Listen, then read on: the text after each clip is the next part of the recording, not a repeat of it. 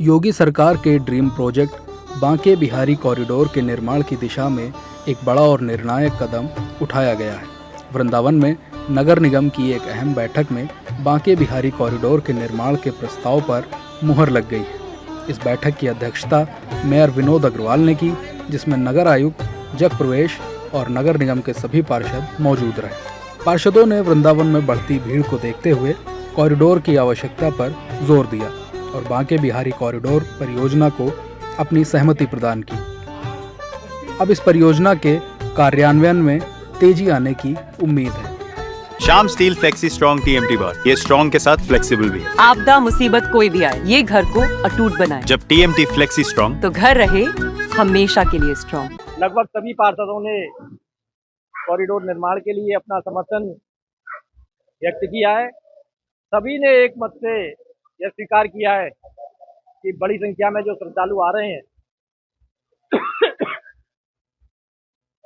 उनकी परेशानियों को देखते हुए, यहाँ के निवासियों व्यापारियों की परेशानियों को देखते हुए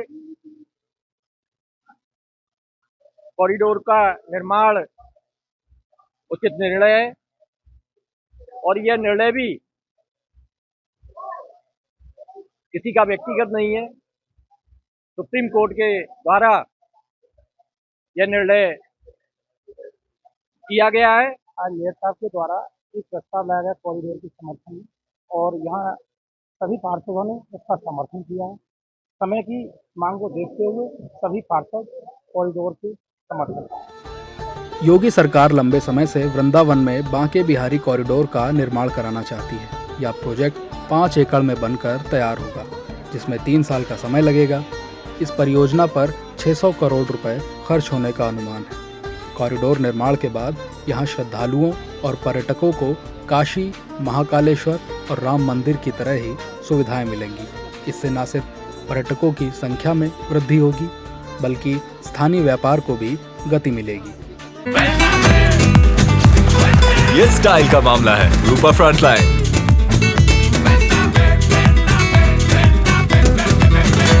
देखो, आज समय की मांग है कॉरिडोर। ठीक है, कॉरिडोर बनना बहुत जरूरी है।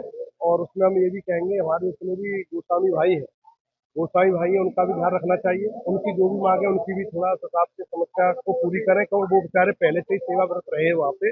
उनको भी दिक्कत ना आए, ना व्यापारी भाइयों को आए। और ट्रस्ट बनना भी जरूरी है, क्योंकि जब दोनों चीजें एक साथ बनेंगी तभी कहीं ना कहीं आने वाले श्रद्धालुओं को कहीं ना कहीं और ज्यादा पर्यटकों को आगे बढ़ावा मिलेगा। देखिए, बांके बिहारी कॉरिडोर का मामला माननीय सुप्रीम कोर्ट के निर्देशों के अनुपालन में इसको सरकार क्रियान्वयन करा रही है, और सुगमता के आधार पर लोगों को जितना सुगम से सुगम हो सके और उनका जो समस्या है उनका निदान हो सके, उसके लिए सरकार बिल्कुल तत्पर है और लगातार उस पर वार्ता जारी है।